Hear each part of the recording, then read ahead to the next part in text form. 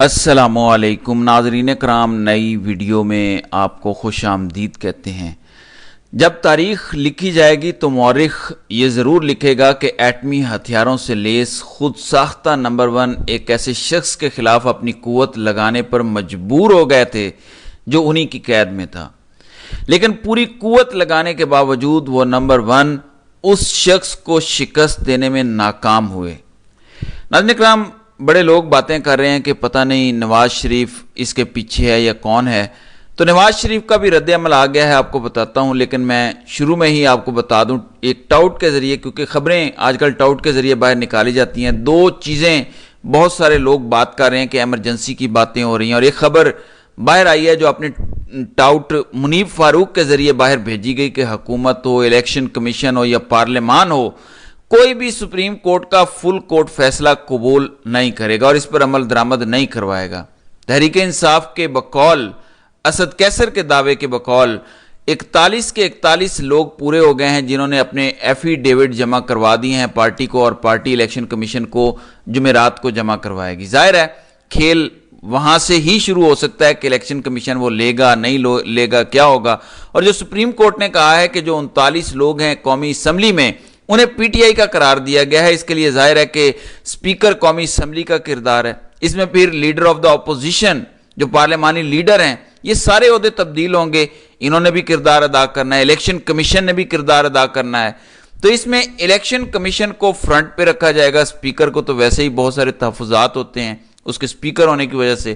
تو 3 طرح سے سپریم کورٹ کے فیصلے کی حکم عدولی کی جائے گی۔ یہ ٹاؤٹ نے بتا دیا ہے کہ ریاستی فیصلہ ہے، مطلب جنگل کے بادشاہ نے آرڈر سنا دیا ہے کہ ٹکرا جاؤ، جو ہوتا ہے ہونے دو، ہم کچھ نہیں ہونے دیں گے آپ کو، بلکہ سپریم کورٹ کو مینج کر لیا جائے گا۔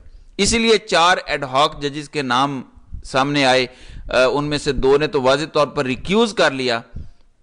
اب سلمان اکرم راجہ نے بھی بتا دیا ہے کہ یہ پی ٹی آئی پر جو پابندی لگانے کا معاملہ ہے اس حوالے سے سپریم کورٹ کو مینیج کیا جا رہا ہے۔ تو صورتحال بالکل واضح ہے، یہ ساری چیزیں ابھی اکٹھی ہو کر سامنے آ گئی ہیں۔ اس پہ نواز شریف کا آفیشیل رد عمل آ چکا ہے۔ نواز شریف کے قریبی ساتھی، نواز شریف کی تقاریر لکھنے والے، نواز شریف کو سارا بیانیہ دینے والے عرفان صدیقی، جو پہلے صحافی ہوا کرتے تھے کسی زمانے میں، انہوں نے پورا جواب دیا ہے لوگوں کو۔ لوگ پوچھ رہے تھے کہ کیا اس کے پیچھے نواز شریف ہے، اسٹیبلشمنٹ ہے، کون ہے، کس نے فیصلہ کیا ہے۔ یہ بیان ہم پڑھیں گے تو پھر آپ کو پتہ چلے گا کہ یہ نواز شریف اور جنگل کے بادشاہ کا فیصلہ ہے کہ یہ کرنا ہے، پیچھے سے آرڈر بادشاہ کا ہے، جبکہ نواز شریف اس پر عمل درآمد کروا رہا ہے۔ یہ ذرا پڑھتے ہیں کہ کیسی توجیہ پیش کی گئی ہے۔ کسی سیاسی جماعت پر پابندی کی حمایت یا مخالفت سے پہلے یہ دیکھنا ہوگا کہ ہمارے آئین کے آرٹیکل 17 کے تحت سیاسی جماعت کہتے کسے ہیں، طے کرنا ہوگا کہ جان بوجھ کر ملکی خوشحالی اور ترقی کو نقصان پہنچانے، مالیاتی اداروں کو پاکستان کی مدد سے روکنے کے لیے مظاہرے کرنے، خطوط لکھنے، بھاری سرمایہ سے دنیا کے مختلف ممالک کو پاکستان دشمنی پر ابھارنے، بھارتی لابی کے ساتھ مل کر پاکستان کو رسوا کرنے، چند گھنٹوں کے اندر 250 سے زیادہ دفاعی تنصیبات پر حملے کرنے، شہدائے وطن کی توہین کرنے، فوج میں بغاوت کی سازش کرنے، اپنے زیر اثر میڈیا کو قومی سلامتی کے اداروں کے خلاف جھونک دینے، پاکستان دشمنوں سے فنڈز لینے اور پاکستان کو دنیا میں تنہا کر دینے کے جتن کرنے والے گروہ کو آرٹیکل 17 کے تحت باضابطہ سیاسی جماعت کا استحقاق حاصل ہے۔ اگر حاصل ہے تو ایسے ہی دیگر گروہوں کو بھی یہی استحقاق دینا ہوگا یا پھر آئین پاکستان کو بدلنا ہوگا۔ یعنی نواز شریف کے مطابق تحریک انصاف بنیادی طور پر آئین کے آرٹیکل 17(2) کے اوپر اترتی ہی نہیں، پابندی لگانا تو دور کی بات، یہ جماعت ہونی ہی نہیں چاہیے۔ تو یہ آفیشیل ورژن آ گیا اب نواز شریف کی طرف سے۔ انتشار کی طرف نون لیگ لے کے جا رہی ہے، ہینڈلرز لے کے جا رہے ہیں، تو الٹیمیٹ منصوبہ کیا ہے؟ دیکھیں، عمران خان پیچھے نہیں ہٹ رہے، اور عمران خان نے جو بیان دیا کل عدالت میں، عمران خان نے کہا کہ سی سی ٹی وی فوٹیج کو چھپایا گیا ہے تاکہ فیکٹس کو چھپایا جا سکے، حقائق کو چھپایا جا سکے۔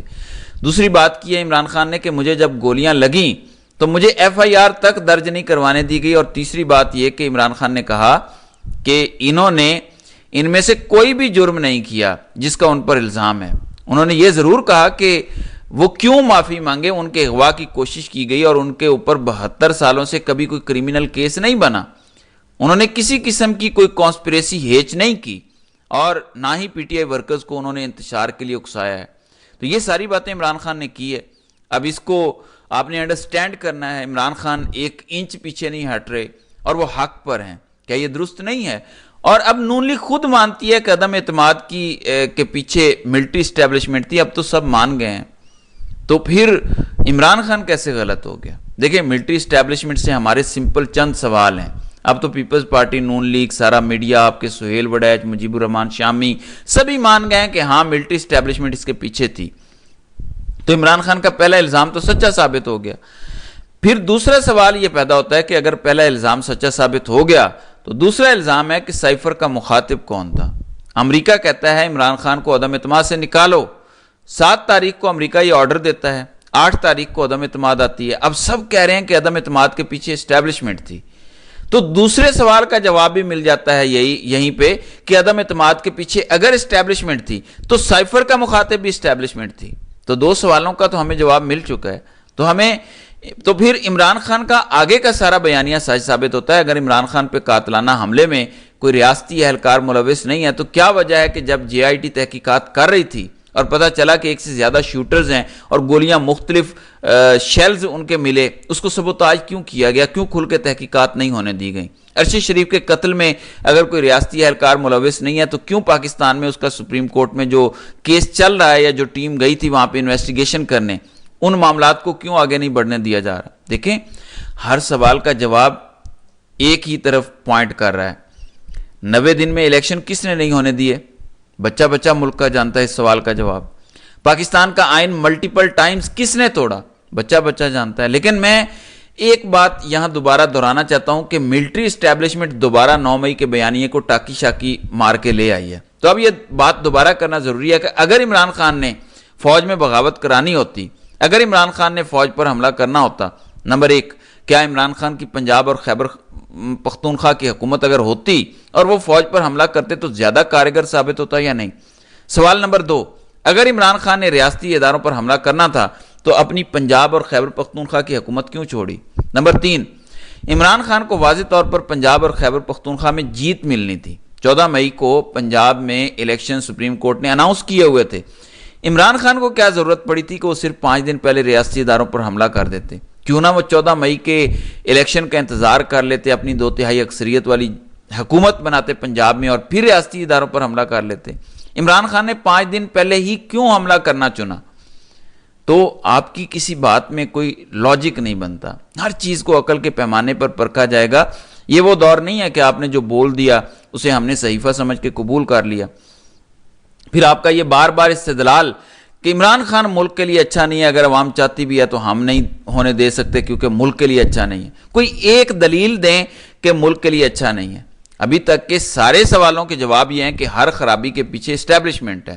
پچھلے 2-2.5 سال کے ہر جرم، ہر خرابی، آئین شکنی، قانون شکنی، اس کے پیچھے ملٹری اسٹیبلشمنٹ ہے۔ کسی فورم پہ لے جائیں یہ ثابت ہوگا، کسی آزاد فورم پہ چلے جائیں یہ ثابت ہوگا، اور اگر ملٹری اسٹیبلشمنٹ کو شک ہے پاکستانی عدالتوں پہ، عالمی عدالتوں میں چلے جائیں۔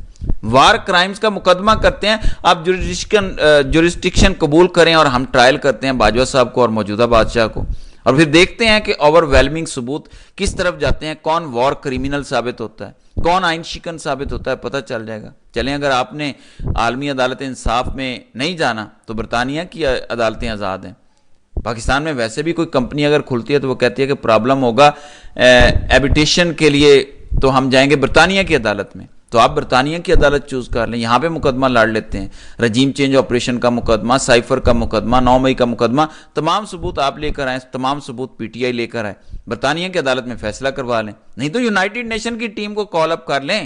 زرداری نے بھی تو بے نظیر کی تحقیقات کروائی تھی نا، تو یونائٹڈ نیشن کی ٹیم کو بلا لیں۔ آپ سے خرچہ نہیں ہوتا تو اوورسیز پاکستانیوں سے کہیں کہ آپ خرچہ کریں اور ان سے 9 مئی کی آزادانہ تحقیقات کروا لیں اور رپورٹ لے لیں، دودھ کا دودھ پانی کا پانی ہو جائے گا اور آپ کا سارا بیانیہ بہہ جائے گا۔